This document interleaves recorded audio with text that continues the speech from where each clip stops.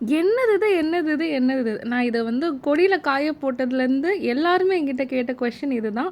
Already 2 years back நான் வந்துட்டு Bakrid kebab எப்படி செய்கிறதுன்னு சொல்லியிருந்திருப்பேன். இன்றைக்கி வந்துட்டு ஆக்சுவலி பொரிக்கிறதெல்லாம் காமிச்சிருக்க மாட்டேன். இன்றைக்கி நான் வந்து பொரிக்கிறத காமிக்கிறேன். இந்த மாதிரிலாம் நீங்கள் வந்துட்டு தட்ட ட்ரை பண்ணிங்கன்னா எகிறதுக்குலாம் சான்ஸ் இருக்குது. இருந்தாலும் நீங்கள் ட்ரை பண்ணி தட்டணும். நல்லா தின் ஷீட் மாதிரி தட்டிக்கணும். இந்த மாதிரி தட்டிக்கோங்க. சாம்பார் அண்ட் ரசம்க்கெலாம் இதை விட ஒரு பர்ஃபெக்ட் காம்பினேஷன் இருக்கவே முடியாது. 1 கிலோ மட்டன் வாங்கி நீங்கள் சாப்பிட்டாலும் இந்த ஒரு பீஸ் சாப்பிட்ற ஒரு ஹாப்பினஸ் வராது.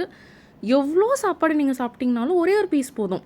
ஏன்னா இதில் வந்து உப்பு காரம்லாம் ரொம்ப தூக்கலாக இருக்கும்.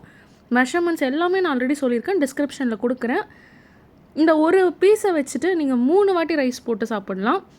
ஸோ செம்ம லாபங்க. வெயில் காலத்தில் போட்டிங்கன்னு வச்சுக்கோங்க, 1 கேஜி மட்டனை வச்சுட்டு நீங்கள் தாராளமாக ஒரு 10 டேஸ் ஓட்டலாம். இதை கொடுத்தீங்கன்னா கூட வேறு எதையுமே கேட்கவே மாட்டாங்க. நீங்கள் அப்படியே ஏதாவது வச்சிங்கனாலும் இதை தவிர வேறு எதுவும் சாப்பிடவும் மாட்டாங்க. இவ்வளோ தின்னா நீங்கள் நல்லா இடித்ததுக்கப்புறம் நீங்கள் பார்த்துக்கோங்க, மட்டன் எவ்வளோ டீஹைட்ரேட் ஆகிருக்கு. வெறும் மசில் ஃபைபர்ஸ் மட்டும்தான் தெரியும். உங்களுக்கு வந்து வேறு எதுவுமே வந்து தெரியாது. மசாலாலாம் தெரித்து நல்லா ஒரு நல்லெண்ணெயை ஊற்றுனீங்கன்னு வச்சுக்கோங்க, கொஞ்ச நேரத்தில் அது வந்து சூடாயிடும். இந்த நல்லெண்ணெயிலே இதை போடுங்க. எவ்வளோ நேரம் வேகணும்லாம் நீங்கள் கேட்காதீங்க. இது வந்து ரொம்ப தின்னாக இருக்குது அண்ட் வெயிலில் நல்லா வந்து ஆல்ரெடி டீஹைட்ரேட் ஆகிருக்கு.